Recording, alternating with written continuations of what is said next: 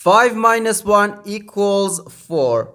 And again here inside this parenthesis we have 5 minus 1. So 4 times 4, which equals 16.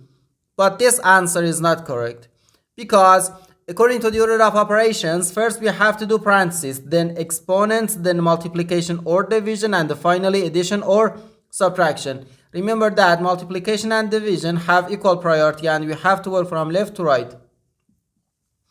And the same applies to addition and subtraction. In this expression, we have one subtraction, one multiplication, and the one parenthesis. Inside this parenthesis, we have one subtraction. Here we have a multiplication, because in mathematics, when a number is placed next to parentheses, it means multiplication. And we usually don't write the multiplication sign for brevity. Okay, so according to the PEMDAS, first we have to do this parenthesis, then this multiplication, and finally this subtraction. If we do this subtraction before this multiplication or this parenthesis, it is wrong.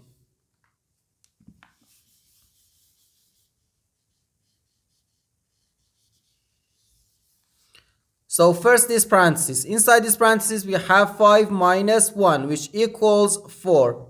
So 5 minus 1 times 4. Now we have one subtraction and one multiplication. According to the PEMDAS, multiplication has higher priority than subtraction, because multiplication comes before subtraction. So here first we have to do this multiplication. 1 times 4 is just 4. And the 5 minus 4 equals 1. And this is our final answer to this problem. The correct answer is 1.